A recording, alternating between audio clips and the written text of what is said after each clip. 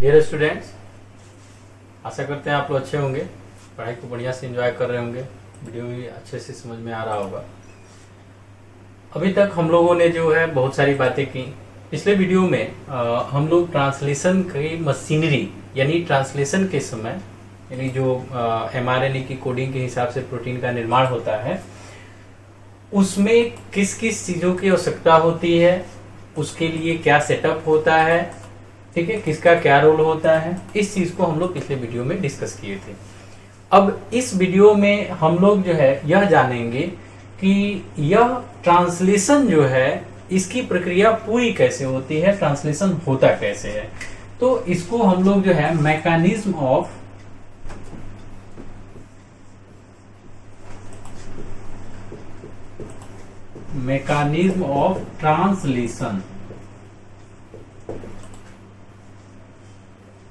Translation से आप लोग बहुत लोग परिचित होंगे।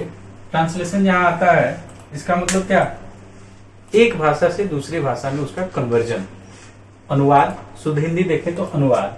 तो यहाँ क्या अनुवाद किया जाता है कि जो जेनेटिक भाषा होता है, जेनेटिक भाषा में जो भी सूचनाएं mRNA पे लिखी गई होती हैं, उसी को प्रोटीन के रूप में या एमिनो एसिड के सीक्वेंस के रूप में ला देना।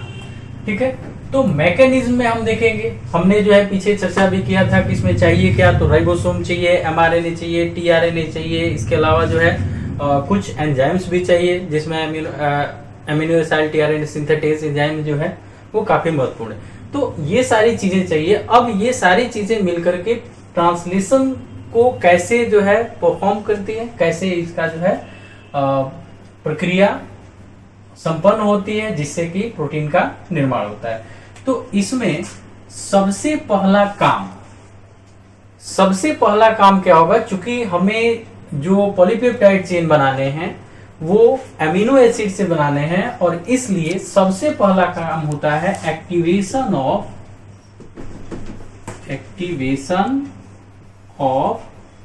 Amino acid. जैसे आपको घर बनाना है तो उसके लिए क्या चाहिए, ईंट चाहिए, सीमेंट चाहिए, बालू चाहिए, छड़ चाहिए, गिट्टी चाहिए, मतलब बहुत सारे जो है उसकी रिक्वायरमेंट्स हैं। लेकिन सब कुछ हो, जुड़ाई किस पे होती है, ईंटों से। तो वहां जो है हम क्या करते हैं कि जिस तरह से उन सामग्रियों को जो है पहले इकट्ठा करते हैं, फिर उसकी तैयारी करते हैं और तब जाके घर बनाने की प्रक्रिया शुरू होती है, उसी तरह से यहाँ पॉलीपेप्टाइड चेन बनाना है तो सबसे पहले एमिनो एसिड एक्टिवेट किया। एक चीज आप हमेशा ध्यान में रखेंगे कि हमारे सेल में दो तरह की प्रक्रियाएं लगातार मतलब होती हैं, जिसमें से कुछ प्रक्रियाएं जो है लगातार चलती रहती है और कुछ प्रक्रियाएं जो है वो बंद रहती है, जरूरत पड़ने पर वो प्रक्रियाएं संपन्न होती है। यानी दो तरह के प्रोसेसेस हैं, एक जो कंटिन्यूअसली प्रोग्रेस मतलब कंटिन्यूअसली रन करते हैं, और दूसरा जब उसकी नीड होती है तब उसको स्टार्ट किया जाता है, अदरवाइज वो बंद रहते हैं। तो एक चीज हम यहाँ ये भी समझेंगे कि जो भी बायोमोलिक्यूल्स होते हैं जनरली वे इनएक्टिवेटेड फॉर्म में होते हैं, यानी कि ऐसे ही कहीं सेल में साइटोप्लाज्म में कहीं जो है पड़े रहते हैं। जब उनकी आवश्यकता होती है, जरूरत होती है, तब उन्हें एक्टिवेट करना पड़ता है। तो यहाँ पे एक्टिवेशन ऑफ एमिनो एसिड को एक्टिवेट किया जाता है।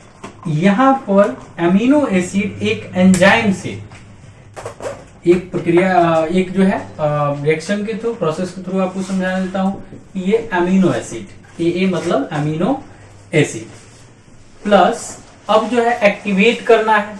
एक्टिवेट किस लिए करना है, ताकि ये टीआरएनए से जुड़े और फिर जो है फर्दर जब पॉलीपेप्टाइड चेन बने तो एक एमिनो एसिड दूसरे एमिनो एसिड से जुड़े। अब हम लोग ये भी जानते हैं कि कोई भी प्रक्रिया होनी है तो उसके लिए ऊर्जा चाहिए, एनर्जी चाहिए, और वह एनर्जी किससे आएगी, what is the energy currency of the cell, याद होगा सबको, दैट इज एटीपी।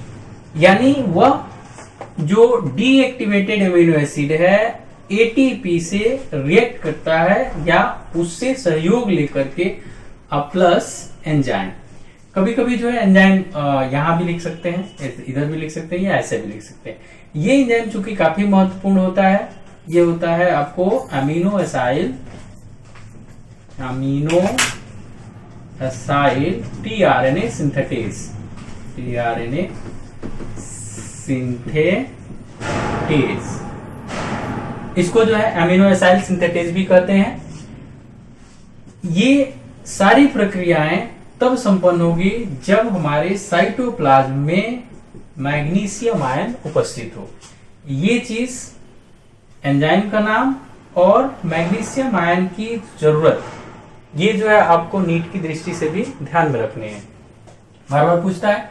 तो एमिनो एसिड, एटीपी की उपस्थिति, इसके अलावा एंजाइम, एंजाइम कौन सा? Amino acyl tRNA synthetase, magnesium ion की उपस्थिति में ये क्या करता है? कॉम्प्लेक्स बनाता है, जिसको ए यानी अमीनो एसाइल एएमपी प्लस ये AMP enzyme complex, enzyme complex plus pi या पीपीआई, यानी ये पूरा जो होता है इसको हम कहते हैं एमिनो एसाइल एडिनाइलेट, एडिनाइलेट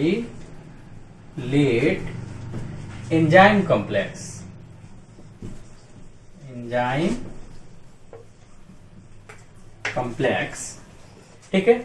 और पायरोफॉस्फेट, यानी ये जो है आप पीछे पढ़े होंगे 11th में बायोमोलिक्यूल्स जब पढ़े या फिर क्रैब साइकिल पढ़े होंगे, उसमें कि जब भी एटीपी टूटता है, एटीपी मतलब एडेनोसिन ट्राइफॉस्फेट, यानी इसमें जो है 3 फॉस्फेट जुड़े होते हैं। जब ये टूटता है तो फिर पहले एडीपी में आता है, फिर जो है एएमपी में आता है, तो वहीं एएमपी बच जाता है, पायरोफॉस्फेट अलग हो जाता है। अब इस तरह से यह जो है कॉम्प्लेक्स जो बन जाता है, इसी को हम लोग एक्टिवेटेड एमिनो एसिड कहते हैं। जब तक ये कॉम्प्लेक्स नहीं बनेगा तब तक टीआरएनए से जुड़ने की कोई संभावना नहीं है। अब जो है यहाँ तो एक्टिवेट हो गया, तो एक्टिवेट होने के बाद ये क्या करेगा? क्योंकि इसका अपना हाथ पैर तो है नहीं, अब अपना हाथ पैर नहीं है और इसको राइबोसोम तक जाना है, तो किसका यूज करेगा? पहले भी हम लोग इसकी चर्चा की है कि उसके लिए इसे जरूरत है कि यह टीआरएनए से जो भी कॉरस्पॉन्डिंग इसके लिए टीआरएनए है, क्योंकि tRNA are specific for amino acids, यानी किसी एक अमीनो एसिड को ले जाने के लिए कोई स्पेशल टाइप ऑफ टीआरएनए है। तो दूसरा स्टेप है जिसको हम कहते हैं चार्जिंग, सिंपली दूसरे स्टेप्स को हम चार्जिंग कहते हैं, या फिर amino acylation, amino acylation of tRNA. Hindi English में कोई दिक्कत नहीं होगी। एक्टिवेशन मतलब सक्रियण हम इसको कहते हैं, ठीक है। अमीनो एसिड का सक्रियण ऐसे लिखिए सिंपली,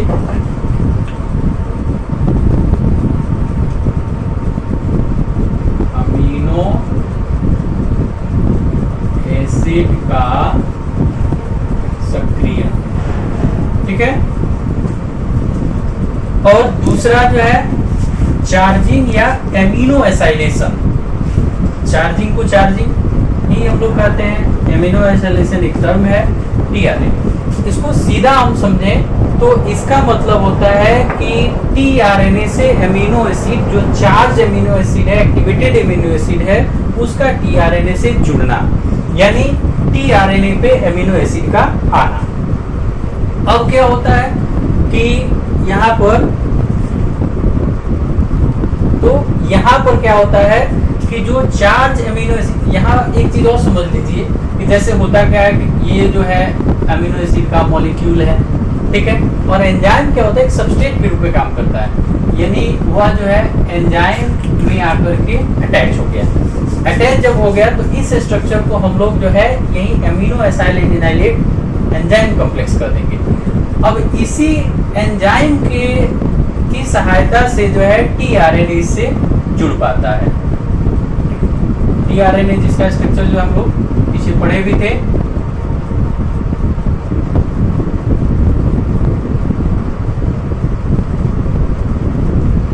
इसे जो है बनाते हैं। इसमें जो है 4 भुजाएं होती हैं, यानी 4 आर्म्स होते हैं और एक शॉर्ट आर्म होता है, इसको लेकर के 5 आर्म्स।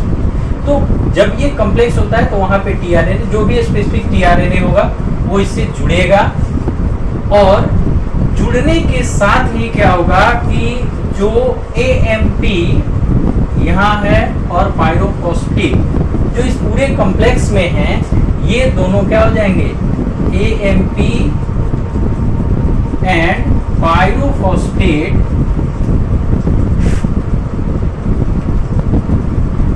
आर रिलीज्ड, यानी ये जो है मुक्त हो जाते हैं।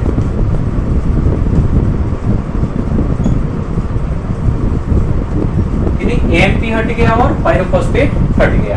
इस प्रोसेस को फिर से हम समझा देते हैं कि चार्जिंग इज द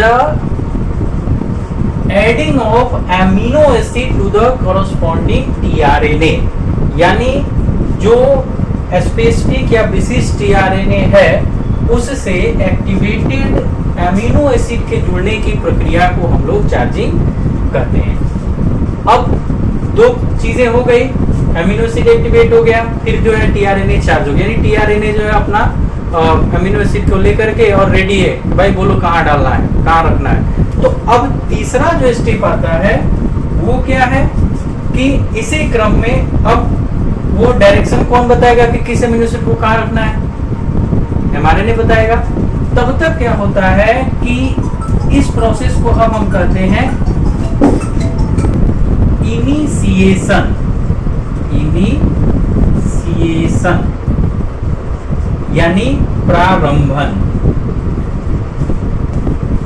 मतलब कि अब ये सारी चीजें तैयार है तो इसको क्या करना है, ट्रांसलेशन को प्रारंभ कर देना है, शुरू कर देना है। इसके लिए क्या होता है कि जो एमआरएनए न्यूक्लियस से ट्रांसक्रिप्शन के थ्रू बन के आया होता है, वो क्या करता है, इस पे जो है बहुत सारे कोड्स होते हैं।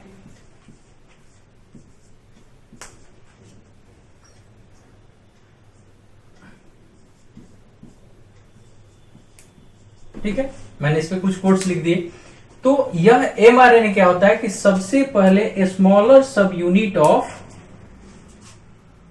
राइबोसोम, राइबोसोम का जो छोटा सब यूनिट है उससे जुड़ता है, और यह सब यूनिट स्पेशली जो है जहां भी स्टार्ट कोडोन होते हैं वहीं पर जुड़ता है। जैसे हम लोग पढ़े हैं कि इसके पहले जो है एमआरएनए की प्रोसेसिंग वगैरह में आपको पढ़ाए थे कि इसके पहले कैपिंग भी होती है, कुछ जो है नॉनसेंस कोडोन्स भी होते हैं, यानी ऐसे कोडोन होते हैं जिसका कोई अर्थ नहीं होता है, उसकी जरूरत होती है कि बस इसलिए ताकि जो है इसको गलत नहीं पढ़ा जा सके और इसमें स्टेबिलिटी है।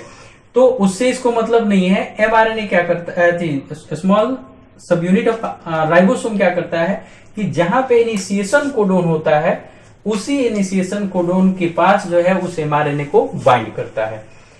ये बाइंड जब कर लेगा तब जो है पहला इनिशिएशन या इनिशिएटिंग टीआरएनए, अब इनिशिएटिंग टीआरएनए यानी जो ट्रांसलेशन को स्टार्ट करेगा वो टीआरएनए कौन सा होगा, तो दैट टीआरएनए विच कैरी और चार्ज्ड विथ मेथियोनिन। जैसे स्टार्ट कोडोन हम लोग पढ़े थे, क्या होता है AUG, AUG codes for methionine, methionine के लिए कोड करता है। तो मेथियोनिन जिस टीआरएनए पर होगा वह पहला आकर के इस पर जुड़ जाएगा। एक मिनट, इसको थोड़ा सा और नीचे बना देता हूं ताकि जो है प्रोसेस क्लियर रहे।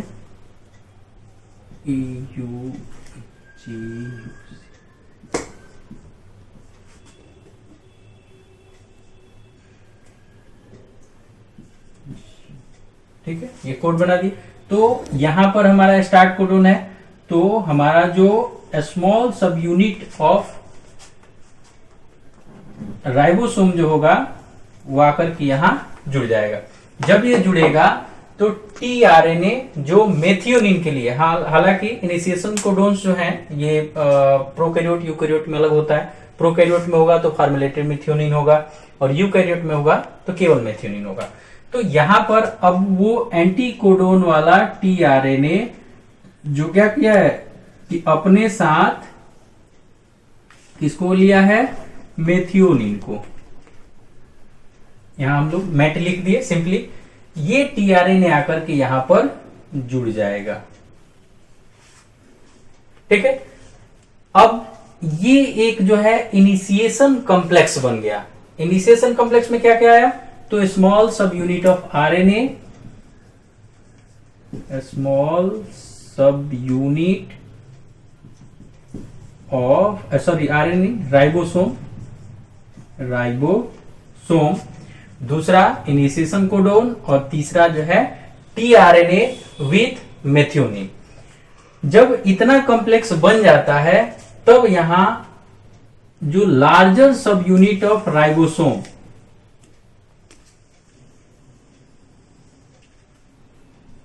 ये इसको मैं अभी हटा देता हूं, लार्जर सब यूनिट ऑफ राइबोसोम इसके ऊपर आके इसकी कैपिंग कर लेता है, यानी अब ऊपर से ये ढक जाता है।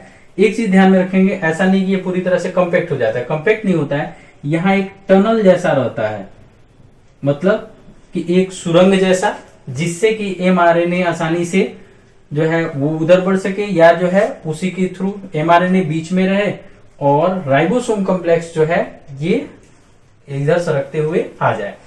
इसके लिए सबसे जरूरी, यानी इस प्रोसेस को हम लोग जो है एसोसिएशन ऑफ राइबोसोम कहते हैं। फिर यहां एक चीज नोट करने वाले कि राइबोसोम इन नॉर्मल कंडीशंस, यानी जब प्रोटीन सिंथेसिस की प्रक्रिया नहीं चल रही होती है, उसकी आवश्यकता नहीं होती है, उस समय क्या होता है कि दोनों ही सब यूनिट्स, लार्जर सब यूनिट और स्मॉलर सब यूनिट, दोनों ही अलग अलग रहते हैं। ये केवल तभी साथ में आते हैं जब प्रोटीन का सिंथेसिस करना हो, और इसके लिए जरूरी होता है Mg++। तो दो जगह मैग्नीशियम आयन यहां भी चाहिए एमिनो एसिड को एक्टिवेट करने के लिए, और इन दोनों सब यूनिट्स को जोड़ने के लिए भी मैग्नीशियम आयन की आवश्यकता होती है। अब यहां क्या होता है कि एक चीज और, जब आप राइबोसोम का स्ट्रक्चर पढ़े होंगे तो उसमें आप जो है देखे होंगे कि इसमें जो है 3 साइट होता है, किसमें, लार्जर सब यूनिट में। एक को हम लोग ए साइट, यहां जो है पी साइट, और एक होता है ई साइट, ई साइट, ए साइट, पी साइट, ई साइट। ए से एक्सेप्टर साइट, पी से पेप्टिडाइल साइट, और ई से एग्जिट साइट। मतलब कि यहां जो भी नेक्स्ट कोड के लिए जो भी टीआरएनए होंगे, जैसे यूयूसी, तो यूसीसी के लिए जो भी टीआरएनए होगा वह टीआरएनए इस पर आएगा। ए साइट पे एक्सेप्टर साइट इसको कहते हैं, ये नए टीआरएनए को एक्सेप्ट करेगा। पी साइट पेप्टिडाइल साइट, यानी यहीं पे पॉलीपेप्टाइड चेन का सिंथेसिस होता है, और ई साइट यानी जैसे ही अब ये यहां एक आएगा, ठीक है, तो यहां जब एक मान लेते हैं कि इसके लिए कोरोस्पॉन्डिंग जो है टीआरएनए आया, जब टीआरएनए आएगा तो ये इसके साथ जुड़ेगा, टेम्पोररी हाइड्रोजन बॉन्ड बनता है, और उसके बाद जो है इस पर जो है एमिनो एसिड है। अब यह एमिनो एसिड क्या करता है कि इससे, यानी इन दोनों के बीच जो है पेप्टाइड बॉन्ड, यानी दो अमीनो एसिड के बीच पेप्टाइड बॉन्ड बनते हैं। और जैसे मैंने शुरुआत में बताया था कि यह जो भी बॉन्ड बनते हैं इसके लिए एनर्जी जो है वो एक्टिवेटेड एमिनो एसिड में ऑलरेडी स्टोर्ड होती है, और उसी की वजह से बनता है। एक एंजाइम यहां पे काम करता है जिसको हम लोग पेप्टिडाइल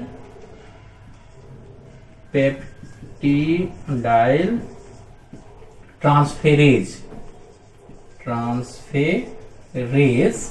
एंजाइम कहते हैं। और इस एंजाइम की सहायता से ये बॉन्ड जो बनता है, यहां हम एंजाइम दिखा दिए, और ये बॉन्ड जो बनता है इसको पेप्टाइड बॉन्ड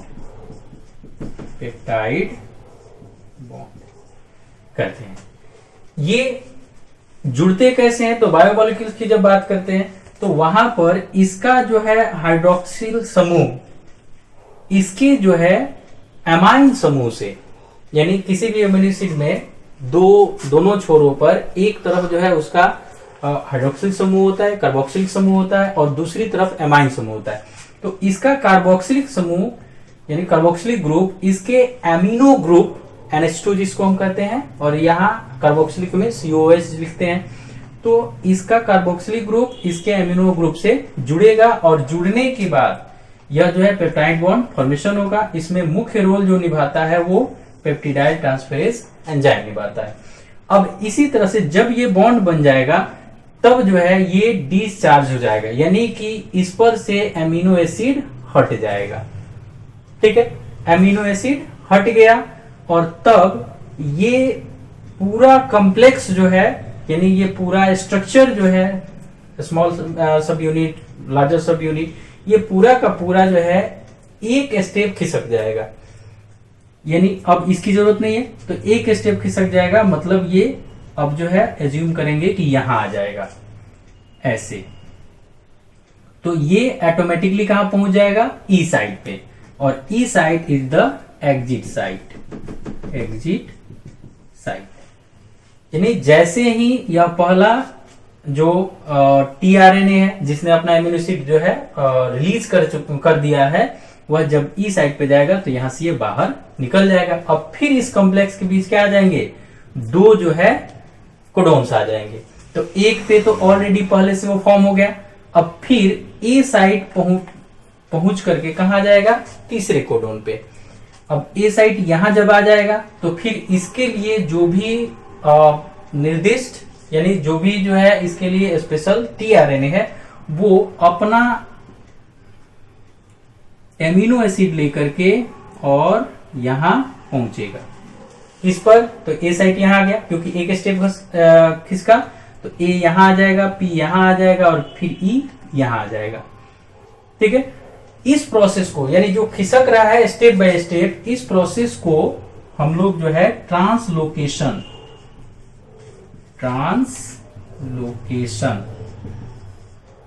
सिंपली, बहुत जो है टफ टर्म नहीं है। ट्रांस मतलब होता है बदलना, और लोकेशन मतलब जगह। ठीक है, अपना जगह बदल दिया, इसी को हम लोग ट्रांसलोकेशन कहते हैं। तो ट्रांसलोकेशन होता है, उसके बाद कोड्स जो है, नए कोड्स इस कॉम्प्लेक्स के अंदर जाते हैं और पुराने कोड्स, यानी जिसका जो है जो अपना एमिनो एसिड रिलीज कर दिया है, वो बाहर निकल जाता है। इसी तरह से अब जो है फिर ये आगे धीरे धीरे धीरे धीरे आगे बढ़ता जाएगा और यहाँ पर पेप्टाइड्स अमीनो एसिड जो है, जैसे पहला यहाँ जुड़ा है तो फिर दूसरा ऐसे जुड़ जाएगा, फिर तीसरा ऐसे जुड़ जाएगा, चौथा ऐसे जुड़ जाएगा, फिर पांचवा ऐसे जुड़ जाएगा। ऐसे ही जुड़ते जुड़ते जब आएंगे तो हम लोग जानते हैं कि किसी भी mRNA पे लास्ट कोडोन जो होता है, यानी कि एक अंतिम कोडोन जो है स्ट्रक्चरल जीन के बाद, वह 3 स्टॉप कोडोन में से कोई एक होता है। तो मान लेते हैं कि वह तीसरा जो है UUA हो, यानी एक स्टॉप कोडोन यहाँ। जब ये पूरा कॉम्प्लेक्स इस UUA यानी इस स्टॉप कोडोन पे आएगा, तो यह स्टॉप कोडोन चूंकि किसी भी tRNA को कोड नहीं करता है, सॉरी एमिनो एसिड को कोड नहीं करता है, तो जब एमिनो एसिड को कोड ही नहीं करता है तो फिर कोई tRNA लेके क्या आएगा? नहीं आएगा। तो कोई tRNA यहां नहीं आता, यानी कि जब स्टॉप कोडोन ए साइड पे, एक्सेप्टर साइड पे पहुंचता है, तो वहां कोई भी tRNA एमिनो एसिड को लेकर नहीं आता है और यहीं पर एक जो है रिलीज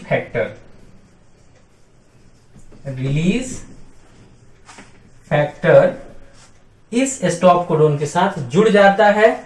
और जैसे ही यह कॉम्प्लेक्स यहां पहुंचेगा, रिलीज फैक्टर के जुड़ने की वजह से और स्टॉप कोडोन की वजह से जो नया tRNA नहीं आया, इस वजह से यहीं पर पॉलीपेप्टाइड चेन का सिंथेसिस रुक जाएगा।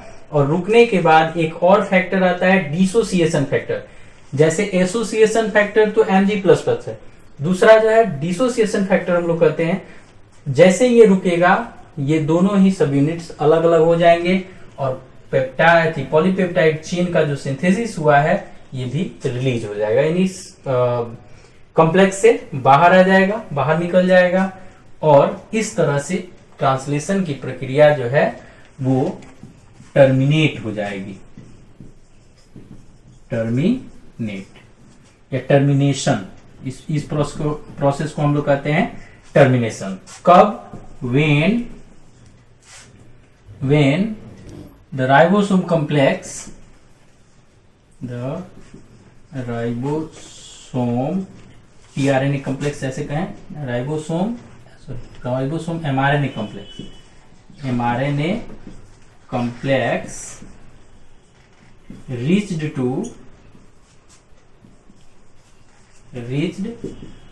to stop codon, यानी जैसे ही ये स्टॉप कोडोन पे आएगा प्रक्रिया जो है समाप्त हो जाएगी और इसको हम लोग कहते हैं टर्मिनेशन। एक और चीज आता है, उसको भी थोड़ा सा समझ लीजिए लास्ट में, मॉडिफिकेशन। हालांकि ये जो टर्म है मॉडिफिकेशन मतलब परिवर्तन या कोई चीज बनी बनाई है उसके रूप में थोड़ा सा जो है हम लोग बदलाव ला दें तो उसको हम मॉडिफिकेशन कहते हैं। ये प्रक्रिया आप जब प्रोटीन पढ़े होंगे 11th में उसमें पढ़े होंगे कि कोई भी प्रोटीन जो होता है वह सिंपली एक पॉलीपेप्टाइड, सिंगल लीनियर पॉलीपेप्टाइड के रूप में वह सिंथेसिस होता है और बाद में उसका जो है सेकेंडरी टर्शियरी जो स्ट्रक्चर होगा वो इसके या तो फोल्डिंग हो जाए तब जो है सेकेंडरी स्ट्रक्चर बनता है, ठीक है, फिर टर्शियरी स्ट्रक्चर बनता है, फिर क्वाटरनरी होता है कि जब चार जो है मतलब जैसे आप हीमोग्लोबिन में ले लें तो दो जो है अल्फा चेन होता है, दो बीटा चेन होता है, तो चारों जो आपस में जब उलझते हैं तब इस स्ट्रक्चर को हम लोग जो है क्वाटरनरी स्ट्रक्चर कहते हैं। तो सिंपली लीनियर वे में पॉलीपेप्टाइड चेन का सिंथेसिस होता है और जब यही सेकेंडरी स्ट्रक्चर टर्शियरी स्ट्रक्चर में जाता है इसी प्रोसेस को हम मॉडिफिकेशन कहते हैं। इस तरह से एक एमआरएनए से जो भी निर्दिष्ट प्रोटीन है उसका सिंथेसिस जो है कंप्लीट होता है। आशा है यह वीडियो जो है आप लोगों के समझ में आई होगी, नहीं समझ में आई होगी तो इसको एक दो बार देखिए। अगर उससे भी नहीं क्लियर होता है तो आप अपने डाउट्स जैसे कि पहले ही बताया गया है कि ऐप के माध्यम से या फोन करके भी, व्हाट्सएप के माध्यम से, किसी भी माध्यम से जो है आप हम तक पहुंचाइए, उसको जो है फिर से आपको बताया जाएगा, समझाया जाएगा। बहुत बड़ी चीज नहीं है, बहुत आसान चीज है, बहुत जो है अगर जो है हम थोड़ा सा प्रयास करें तो बहुत आसानी से इसको समझ सकते हैं कि पूरा मैकेनिज्म जो है ट्रांसलेशन का वो क्या है कि पहले जो है एमिनो एसिड एक्टिवेट होता है, उसके लिए ये प्रोसेस है, यानी एक एंजाइम मिलता है जिस एंजाइम को हम लोग एमिनो एसिड टीआरएनए सिंथेसिस करते हैं, एक कॉम्प्लेक्स बन जाता है। जब वो कॉम्प्लेक्स बन जाता है तो फिर टीआरएनए आता है और टीआरएनए उस एमिनो एसिड से, उसी कॉम्प्लेक्स के अंदर टीआरएनए उस एमिनो एसिड से जुड़ जाता है। टीआरएनए जब जुड़ता है तो फिर एएमपी और पायरोफॉस्फेट जिसकी कोई आवश्यकता नहीं है वो अलग हो जाते हैं। अब यहाँ पर टीआरएनए जो है ये चार्ज टीआरएनए कहलाता है या एमिनो एसाइलेटेड टीआरएनए कहलाता है। जब ये प्रक्रिया हो जाती है उसी समय क्या होता है कि जो एमआरएनए न्यूक्लियस से बन करके आया होता है वह स्मॉलर सब यूनिट ऑफ राइबोसोम से जुड़ जाता है। जुड़ने के साथ ही पहला टीआरएनए यानी जो इनिशिएट करता है किसी भी पॉलीपेप्टाइड चेन को, उसके लिए मेथियोनिन चार्ज टीआरएनए यानी जिस पर मेथियोनिन एमिनो एसिड हो वो आकर के जुड़ता है। जब ये जुड़ता है तो फिर लार्जर सब यूनिट ऑफ आरएनए इसको आकर के ढक लेता है। इसमें एक टनल जैसी व्यवस्था होती है जिससे कि आसानी से इस पर जो है अलोंग द एमआरएनए सरक सके। और इस पे जो तीन साइट होते हैं तो पी साइड पे जो है पॉलीपेप्टाइड चेन का सिंथेसिस होता है, ए साइड पर नया टीआरएनए आता है और जैसे ही ये आगे बढ़ता है जिस प्रोसेस को हम ट्रांसलोकेशन करते हैं तो पहला वाला टीआरएनए जो अपना एमिनो एसिड छोड़ चुका है, रिलीज कर चुका है, वो ई साइड पे पहुंचता है और वहां से वो इस कॉम्प्लेक्स से बाहर चला जाता है। इस तरह से नए टीआरएनए ए साइड पे आते हैं, फिर पी साइड पे उसका जो है पॉलीपेप्टाइड का सिंथेसिस होता है और फिर ए साइड पे जाकर के वो बाहर निकल जाते हैं। ऐसे ही चलते चलते प्रक्रिया जब स्टॉप कोडोन तक पहुंचती है तो स्टॉप कोडोन किसी एमिनो एसिड के लिए कोड नहीं करता है, कोई नया टीआरएनए नहीं आता है। ऐसी स्थिति में एक रिलीज फैक्टर जो है वहां जुड़ता है जिससे कि यह पूरी प्रक्रिया समाप्त हो जाती है, जिसे हम टर्मिनेशन कहते हैं। दोनों राइबोसोम यूनिट अलग हो जाते हैं, पॉलीपेप्टाइड चेन भी रिलीज हो जाता है और फिर उसका मॉडिफिकेशन होता है। जिस तरह की प्रोटीन की आवश्यकता होती है उस तरह के प्रोटीन का निर्माण फाइनली हो जाता है। तो इस तरह से हमारा ट्रांसलेशन, मैकेनिज्म ऑफ ट्रांसलेशन, इसको हिंदी में ट्रांसलेशन की क्रियाविधि, एक मिनट लिख भी दे, रूपांतरण की क्रियाविधि